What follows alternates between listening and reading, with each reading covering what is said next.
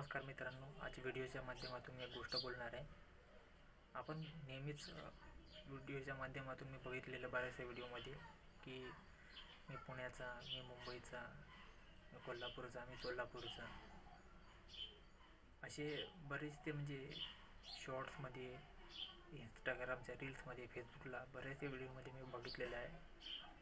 परंतु मला असं वाटतं मित्रांनो, कोणीच असं म्हणत नाही की मी महाराष्ट्राचा आहे, महाराष्ट्र माझा, असं मला कोणी बोलताना दिसत नाही। आणि हे फार मला थोडं वाईट वाटलं। याच्यामुळे मी हा थोडा व्हिडिओ बनवत आहे।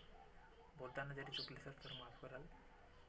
परंतु मला असं वाटते की मित्रांनो, हे तुम्ही आम्ही बनवलेलं महाराष्ट्र नाही आहे, हे छत्रपती शिवाजी महाराजांनी बनवलेलं महाराष्ट्र आहे। बऱ्याच मावळ्यांनी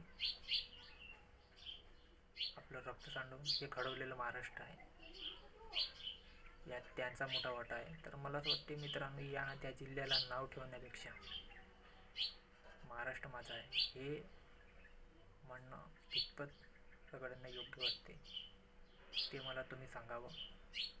तुमच्या प्रतिक्रिया तुम्ही मला कमेंटमध्ये कळवा। मला कोणीच असं बोलताना दिसलेलं नाही आहे सोशल मीडियावर, चाहे मग ते इंस्टाग्राम असू दे तुमचं, की फेसबुक असू दे, किंवा मग यूट्यूब असू दे। मी पुण्याचा, मी लातूरचा, मी कोल्हापूरचा, असे बरेच जण बोलताना दिसते। परंतु मी महाराष्ट्राचा असं म्हणायला काय झालं मला तेच नाही कळणार।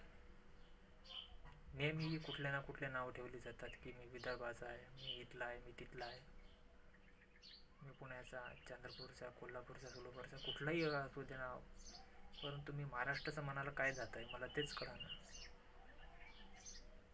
विसरू नका, हे महाराष्ट्र जे राज्य आहे कोणी घडवलेलं आहे, आपल्या मावळ्यांनी आणि छत्रपती शिवाजी महाराजांनी यांच्या घामाकष्टाने घडवलेलं महाराष्ट्र आहे। त्याच्यामुळे कुठल्याही जिल्ह्याला किंवा गावाला नाव ठेवण्याचा आपल्याला काहीही अधिकार नाही आहे।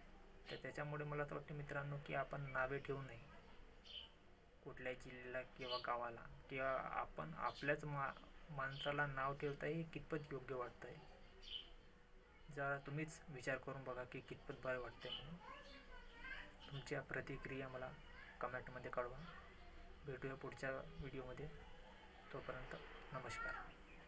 चुकलं असेल तर मला माफ करा।